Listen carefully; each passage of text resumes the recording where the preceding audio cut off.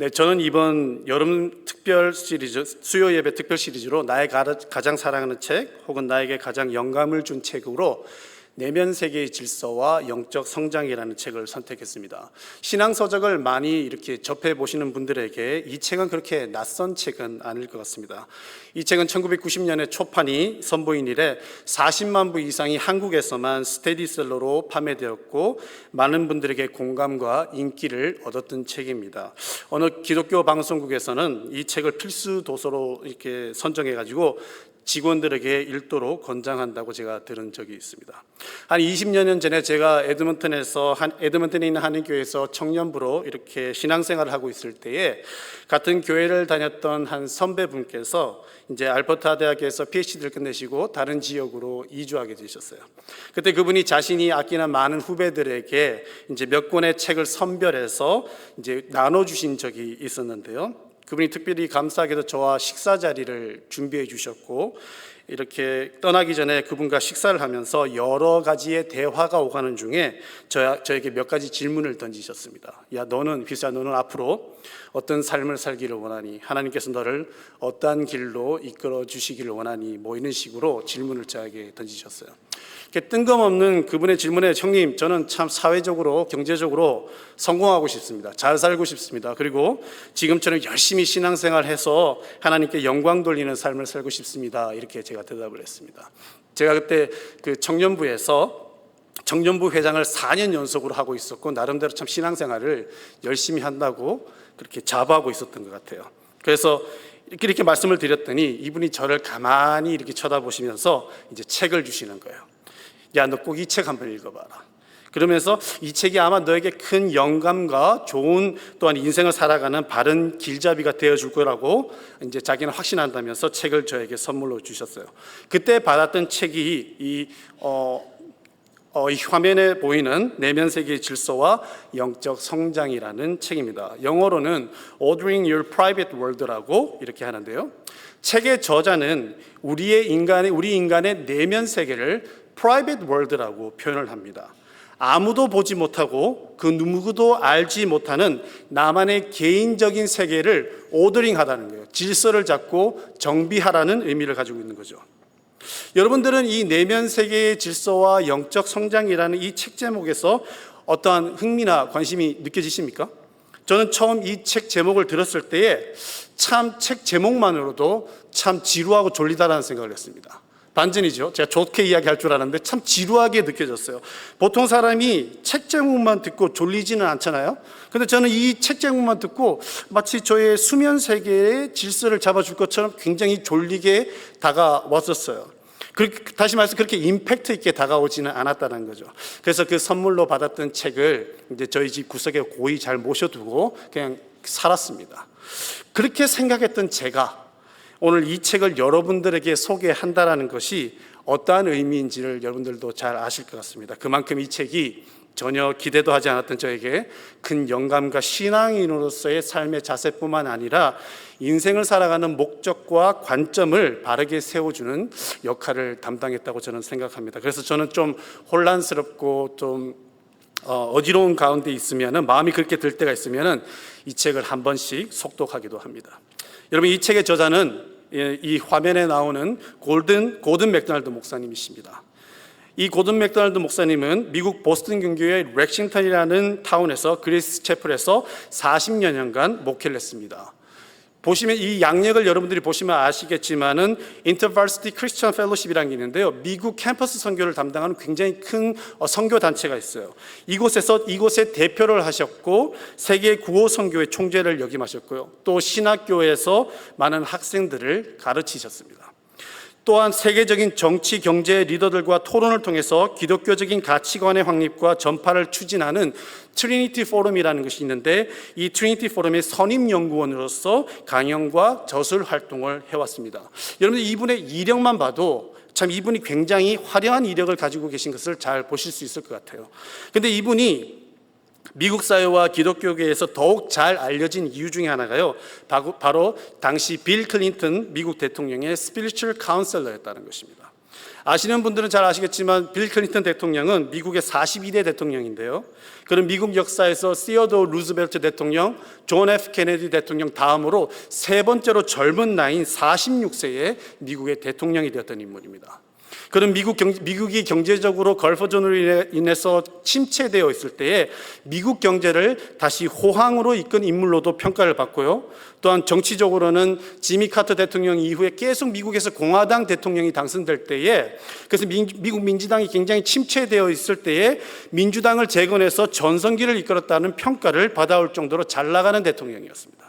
그런데 그렇게 잘 나가던 클린턴 대통령의 모든 정치적 업적과 이러한 것이 한 번에 무너지는 사건이 발생하게 되는데요. 그것은 바로 빌 클린턴 대통령이 당시 백악관 인턴이었던 한 여성과 부적절한 관계에 있다는 것, 즉 불륜 관계에 있다는 것이 밝혀졌고, 그가 이 사실을 위증했다는 것이 밝혀진 이후로 완전히 나락으로 떨어지게 됐습니다. 잘 나가던 클린턴 대통령은 이 사건으로 사회적, 정치적, 도덕적 비판에 직면하게 되었고 영적으로도 완전히 붕괴된 상태에 놓이게 됩니다. 이때 맥도날드 목사님은 자신이 자원해서 빌 클린턴 대통령을 3년에, 그의 남아있는 잔여 임기 3년 동안에 3주에 한 번씩 만나면서 그의 내면의 무질서와 영적인 결핍을 치유하고 다시 일어설 수 있도록 도와준 것으로 잘 알려져 있습니다. 이렇게 해서 클린턴 대통령이 영적으로 완전히 회복되었는지는 알 수가 없죠. 그렇지만은 맥도날드 목사님은 어쨌든 세계 최강대국인 미국을 이끌어가는 지도자의 내면의 무질서함을 그대로 방관할 수 없었기에 그의 영적인 회복을 위하여 기도하고 도왔던 것입니다. 이렇게 맥도날드 목사님이 클린턴 대통령의 내면 세계의 질서와 영적 회복을 위해 마치 자신의 일처럼 열심히 조력자의 역할을 감당한 이유 중에 또 다른 하나는요, 그 자신도 클린턴 대통령의 스캔들이 발생하기 한 11년 전에 그 1987년도에 혼외 불륜 사실이 드러나가지고 그의 내면 세계가 완전히 무너지는 경험을 한 적이 있다는 것입니다.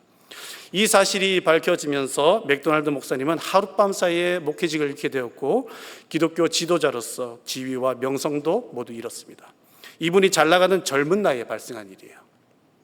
그는 공적으로는 자기의 죄를 인정했고 목회직에서 물러나 수년간 자숙과 회복의 시간을 가졌습니다. 목사님은 자신이 직접 쓴 책의 내용대로 하나님의 교제가 시작되는 내면 세계를 정비하고 질서를 다시 세워감으로써 외적인 성장에만 집착하며 무질서했던 자신의 내면 세계관을 다시 바로잡게 되었습니다. 그리고 몇 년이 지난 후에 자신의 교인들의 강력한 추천으로 목회자의 자리로 다시 돌아올 수 있게 되었다는 것이죠.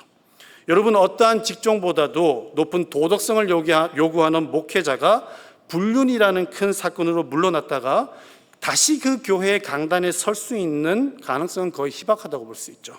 그럼에도 불구하고 그가 복음을 전하는 강단에 다시 설 수 있었다는 것은 그가 무너졌던 내면의 질서를 회복하고 영적으로 성장함으로써 교인들과 더 나아가서는 하나님으로부터의 신뢰를 다시 회복했다라는 것을 보여주는 중요한 예가 된다고 할 수 있을 것입니다. 여러분, 맥도날드 목사님은 자기 자신이나 클린턴 대통령이 경험했던 것처럼 인생을 살아가다 보면 누구나 한 번쯤은 함몰 웅덩이처럼 삶이 송두리째 무너지는 순간을 경험한다고 말씀하십니다. 이를 저자는 함몰 웅덩이 증상이라고 말해요. 그것을 영어로는 싱크홀 신드롬이라고 그러는데요. 특히 플로리다 지방에 이게 잘 발생한다고 그래요. 여러분, 플로리다 지방에 가뭄이 들면은 이 땅 아래에 있는 지하수가 고갈이 되기 시작하면서 지표면을 지탱할 힘을 점점 잃게 되는 거죠. 그래서 이 지하수가 완전히 말라버리면은 겉으로는 아무 문제 없는 것처럼 보이는 이 땅이 한순간에 가라앉아 버리게 되는데 이것을 여러분 싱크홀이라고 부르죠. 오늘날 많은 사람들이 예기치 않게 찾아오는 싱크홀로 인해 가지고 그동안 유지해오던 삶의 질서가 한순간에 무너지는 경험을 하고 있다는 것입니다. 외적으로는 집안이 튼튼해 보이지만은 내적으로는 말라가는 지하수를 인지하지 못함으로 땅이 꺼지는 것을 뒤늦게 자각하는 것처럼 우리가 외적으로 보이는 우리의 성공, 인기, 재물, 미모, 이런 대인관계 등의 공적인 영역에 치중하면서 영적인 영역이 되는 내면 세계를 다스리지 못하면 우리 삶에 싱크홀이 발생했을 때 헤어나오지 못할 수 있다는 것이죠. 그러기에 여러분, 우리는 우리의 내면 세계를 규칙적으로 점검하고 확인할 필요가 있습니다. 이 책에서는 각자의 내면 세계를 탐험하기 위해서는 내가 어떠한 인생의 동기부여를 가지고 살아가는지에 대한 면밀한 분석과 자각이 우선 필요하다고 전합니다. 그리고 각자의 인생을 살아가는 목적과 동기를 어떻게 받아들이느냐에 따라서 크게 두 가지 유형의 사람으로 구분할 수 있다고 말하는데요. 그 두 가지 유형은 바로 인생을 쫓겨다니는 사람과 부름받은 사람으로 구분한다는 것이죠. 여러분, 여기 화면에 보이는 쫓겨다니는 사람들의 유형을 가만히 보시면서 내가 과연 어떠한 유형의 사람에 속하여 있는지 개인적으로 진단하고 확인해 보시면 좋을 것 같습니다. 먼저 쫓기는 사람은 여러분 영어로는 driven people이라고 하는데, 이 유형에 대해서 저자는 이렇게 말합니다. 그들은 오직 성취함으로써만 만족을 얻는다. 쫓겨다니는 사람은 성취의 표상들에 집착한다라는 거예요. 내가 어떠한 직위에 있는지에 집착하고 남들이 나를 어떻게 평가하고 있는지에 지나치게 신경을 쓴다는 것이죠. 그러다 보면은 팽창욕에 사로잡혀가지고 계속 무엇인가를 더 하고 싶고 더 팽창하고 싶다라는 그러한 성취욕에 휩싸일 수 있다는 것입니다. 이러한 사람들의 대표적인 것이 바로 네 번째 말하는 전인적인 인격에는 별로 관심이 없다라는 거예요. 여러분, 전인적인 인격을 만든다는 것은 무엇입니까? 바로 나의 지성과 감성과 의지, 영성을 균형 있게 훈련시키는 것이 바로 전인적 인격의 훈련이라고 하지 않습니까? 근데 이렇게 자기가 그러한 형식으로 살아가는 것에는 전혀 관심이 없고 그냥 경쟁적으로 살아가면서 뭔가를 성취해야 된다는 것이죠. 이런 사람들이 대표적으로 가지고 있는 게 분노가 많다는 거예요. 뭐 일하다가 안 되면은 터트린다는 거죠. 화를 내고 그냥 분란의 씨앗이 될 수 있다는 겁니다. 여러분, 이렇게 쫓겨다니는 사람들의 성향을 분석해 보면 대략적으로 무엇인가에 대한 성공, 성취, 업적, 명예를 찾아서 계속 쫓기듯이 살아간다는 것입니다. 인생을 살아가면서 무엇인가를 도전하는 순간의 과정 속에 맞이하는 그러한 기쁨과 즐거움, 설레임은 전혀 없고 그저 결과에 의해서만 만족 또는 불만족을 드러낸다는 거예요. 여러분, 우리 신앙생활도 마찬가지 아니겠습니까? 우리가 하나님의 나라를 위하여 많은 계획과 사업을 추진합니다. 그러나 그 과정 속에서 우리 주님께서 주시는 은혜와 영광에는 전혀 관심이 없고 그저 우리가 추진한 사역이 분명히 눈에 보이는 결과를 도출해야 된다는 생각을 우리가 혹시 가지고 있지는 않습니까? 그래서 그 안에서 무엇인가 계획했던 성과가 나오지 않으면 왜 이걸 했는지 불평의 목소리가 나오고 그 과정 속에서 갈등이 발생하는 경우가 있습니다. 이것은 전형적인 쫓기는 신앙인들의 모습이라는 거죠. 여러분, 저는 사실 이 쫓기는 사람의 전형적인 모습으로 살아왔던 것 같습니다. 저는 목사의 아들로 이렇게 자라오면서 많은 분들이 야, 너 목회할 생각이 있니? 이렇게 물어보시는 게 되게 많았어요. 저는 그때마다 저는 목회는 죽어도 안 합니다. 이렇게 말하면서 그렇게 회피해 왔는데 제가 어쩌다 보니까 지금 이 자리에 서 있긴 하지만 어쨌든 그렇게 회피하면서 제가 살아왔습니다. 그러면 이제 또 다른 질문을 던지시는 거예요. 야, 그러면 너 목회 안 하면 뭐 할래? 뭐 전공할래? 어느 학교 갈래? 어떤 직장에서 어떠한 성공적인 삶을 살래? 되게 이러한 관심을 많이 받고 그런 질문들을 저에게 많이 던져주셨어요.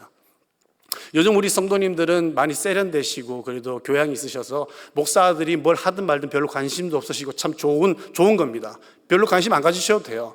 다 알아서 잘 자라니까요. 근데 그때는 굉장히 목사 아들 그러면 되게 관심이 많으시고 얘 뭐 할까? 얘 어떤 거 할까? 어떤 직장을 가질까? 이런 거에 되게 관심을 많이 가지셨던 것 같습니다.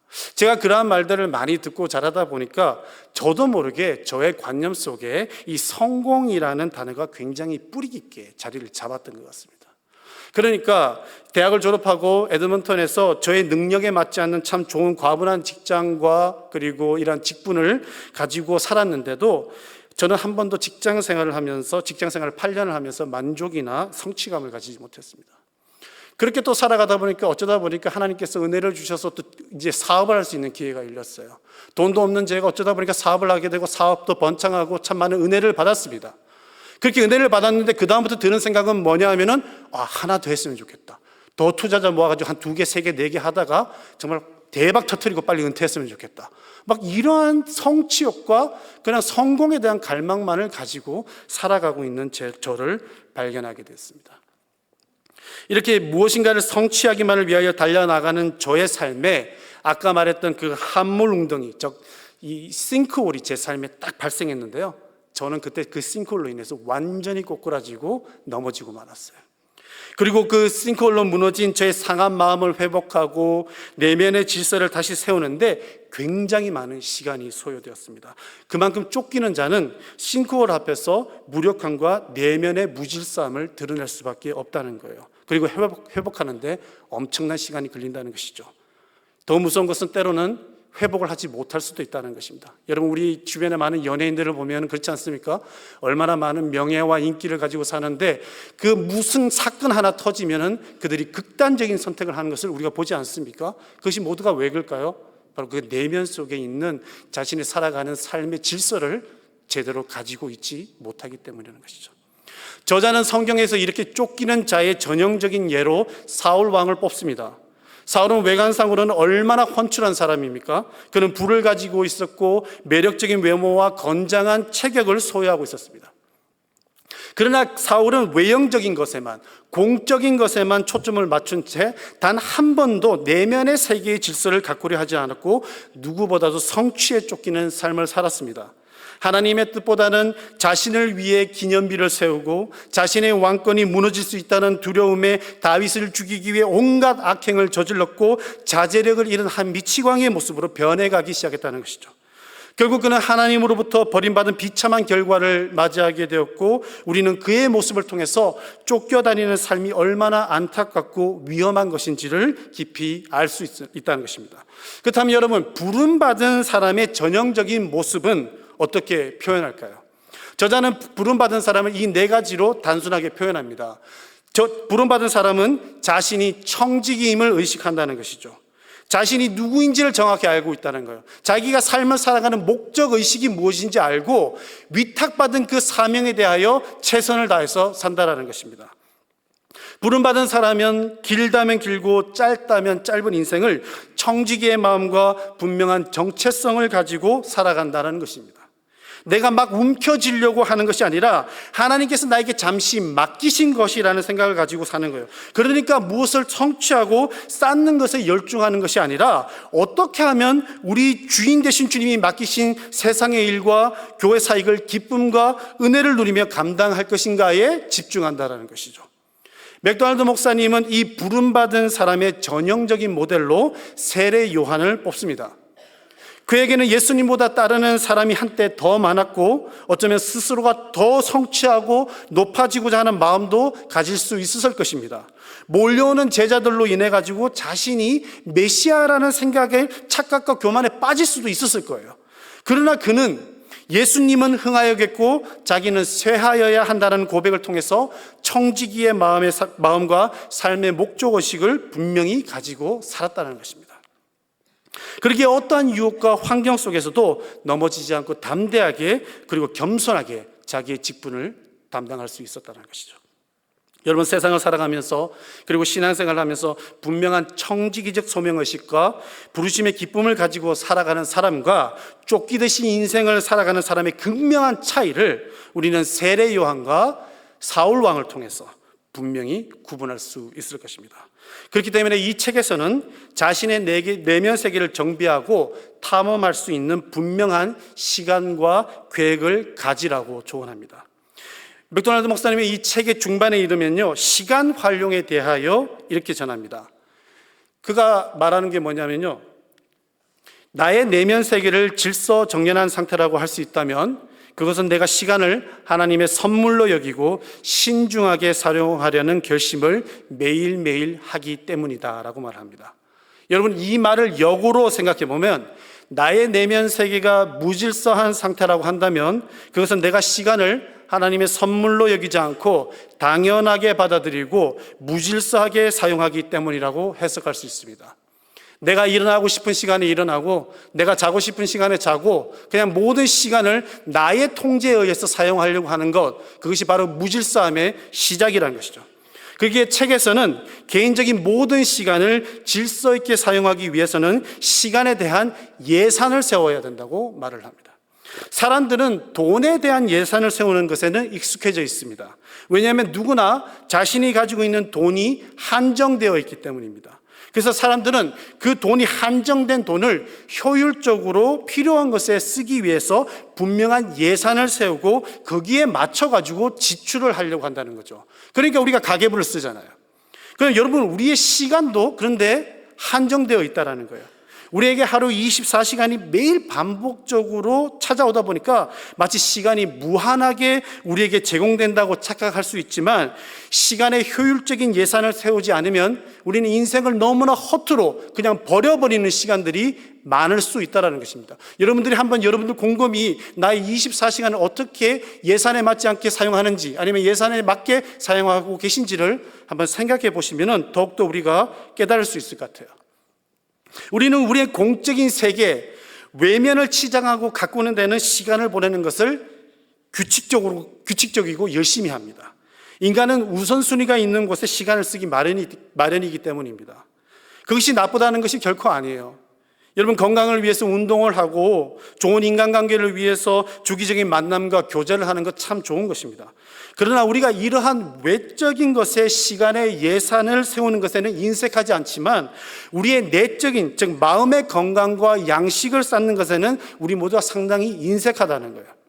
하나님께서는 우리 인간을 창조하실 때에 마음과 같은 내면의 세계를 통해서 공적인 외부 세계를 다스리고 통제하도록 만드셨습니다. 그러나 우리는 어쩌다 보니까 외부의 영역을 통해서 마치 나의 내적인 부분을 통제하고 다스리려고 한다는 것이죠. 외적이고 공적인 세계가 내부의 질서에 더 큰 영향을 미치는 그러한 삶을 우리가 살아가고 있다는 것입니다. 그렇게 저자는 무질서하게 시간을 사용하는 것을 멈추고 뚜렷한 시간 계획을 통하여 우리의 내면의 질서를 위한 예산에 투자를 하라는 것입니다. 그 투자는 바로 우리의 지성과 영성의 균형 있는 훈련입니다. 여러분, 또 어떻게 하다 보면은 너무 지성만을 강조하다 보면은 감정이 메마른 사람이 될 수 있어요. 반대로 너무나 영적인 거, 영성에만 너무나 집중하다 보면은 지나치게 감성적이고 기복적인 신앙에 머물 수 있다는 거죠. 그래서 저자는 시간의 예산을 통해서 지성과 영성의 균형 있는 훈련이 매일 필요하다고 조언합니다. 맥도날드 목사님은 먼저 지성의 훈련에 대해서 말씀하시는데요. 그는 지성에 대해서 이렇게 말합니다. 나의 내면 세계를 질서 정연한 상태라고 할 수 있다면 그것은 내가 날마다 지식과 지혜 안에서 성장하기를 결심했기 때문일 것이다 라고 말합니다. 하나님께서 우리 인간을 만드셨을 때에는 분명히 사고하고 분석하고 혁신하게끔 만드셨다는 것입니다. 내적인 생활이 온전히 잘 잡힌 사람들은 항상 사고하고 생각하는 것을 멈추지 않는다는 거예요. 최초의 사람인 아담과 하와가 해야만 했던 일은 하나님께서 만들어 놓으신 이 창조의 모든 것을 발견하고 분석하고 그것들의 참된 의미를 밝혀내는 것이었습니다. 하나님께서 창조하신 이유와 그분께서 동산의 모든 것을 먹고 누리되 동산 한가운데 있는 선악과를 먹지 말라고 하셨을 때는 하나님께서 주신 명령의 의미가 무엇인지 사고하고 판단할 줄 알았어야 된다는 것이죠. 그냥 하나님께서 먹지 말라고 했으니까 먹지 않는다는 것을 넘어서서 그 명령을 내리신 하나님이 누구신지, 그리고 하나님의 말씀을 따르는 것과 따르지 않는 것의 결과가 무엇인지에 대한 분명한 사고와 그런 생각을 가지고 살아야 된다는 거예요. 하나님이 최초의 사람들을 만드셨을 때 꼭두각시처럼 먹지 마, 그러니까 안 먹어야 되는 그런 것이 아니라요, 그들로 하여금 하나님이 왜 먹지 말라고 하는지에 대한 깊이 있는 생각과 그 뜻을 헤아릴 수 있는 지혜를 우리 인간에게 주셨다는 것입니다. 그러한 생각과 판단 그리고 성장을 거부한 아담과 하와는 지극히 원초적인 유혹에 넘어가서 죄를 낳는 결과를 초래하게 되었다는 것입니다. 이것은 오늘날 우리에게도 여러분 동일하게 적용될 것입니다. 신앙인들이 생각하지 않고 정신적으로 무장되지 않으면 너무나 쉽게 우리 영혼과 인간관계를 파괴시키는 사상과 제도에 우리는 희생자가 될 수 있습니다. 여러분, 많은 사람들이 얼마나 많은 잘못된 이단에 빠져서 쉽게 자신의 모든 것을 포기하는 것을 우리는 보지 않습니까? 스스로 생각하지 않고 지성을 훈련하지 않은 채 이단의 교리나 교주의 왜곡된 사고방식에 빠져서 전적으로 거기에만 의존하다가 인생이 무너진 사람들을 우리는 우리 주변에서 너무나 쉽게 볼 수 있습니다. 여러분, 깊이 있게 사고하지 않는 그리스도인은 이단뿐만 아니라 우리 주변의 악한 문화에도 쉽게 동화될 수 있고 무감각해질 수 있음에 대하여 우리는 경각심을 가져야 합니다. 그러기에 우리에게는 지성과 지혜를 훈련시키는, 이 지혜와 지성을 성장시키는 훈련이 필요한 거예요. 지성을 성장하는 훈련을 위해서 맥도날드 목사님은 많은 조언을 책에 남겼지만은 그 중에서도 저에게 기억에 남는 것은 바로 독서를 통한 훈련과 성장이라는 것입니다. 여러분, 오늘날과 같은 대량 정보가 쏟아지고 마음만 먹으면 요약된 정보를 얻을 수 있는 시대에 독서의 훈련을 하기가 점점 어려워지고 있는 것이 사실입니다. 저자는 이것이 우리 시대의 가장 큰 손실들 가운데 하나이자 비극이라고 지적합니다. 좋은 책을 탐독하고 분석하고 스스로 그것을 비판을 통해서 얻어지는 지식과 지혜의 성장은 무엇과도 비교할 수 없는 지성의 훈련이 되기 때문입니다. 여러분, 우리 교회가 수요 예배 특별 시리즈를 통해 가지고 사역자들에게 감동을 준 책에 대한 이야기를 나누고 있지 않습니까? 우리는 매주 사역자들이 소개하는 개개인의 어려운 시기에 힘이 되어준 책, 영감을 주었던 책, 지성과 감성의 성장에 훈련에 도움이 되었던 책들을 소개받으면서 독서가 얼마나 중요한 지적 훈련과 자산이 될 수 있는지를 우리는 듣고 매주 알게 됩니다. 사도 바울도 디모데에게 보낸 편지에서 양피지와 책들을 가져다 달라고 썼는데 그것은 독서에 대한 갈망을 보여주는 증거가 됩니다. 노령의 나이에도 불구하고 그리고 감금되어 있는 현실적 상황에도 바울은 성장하기를 열망했습니다. 그 훈련과 성장이 그의 서신서들에 그대로 남아있으며 바울이 오늘날 위대한 사도로 후세들에게 불려짐은 그의 지성훈련이 얼마나 중요한지를 분명하게 알려주는 증거가 될 것입니다.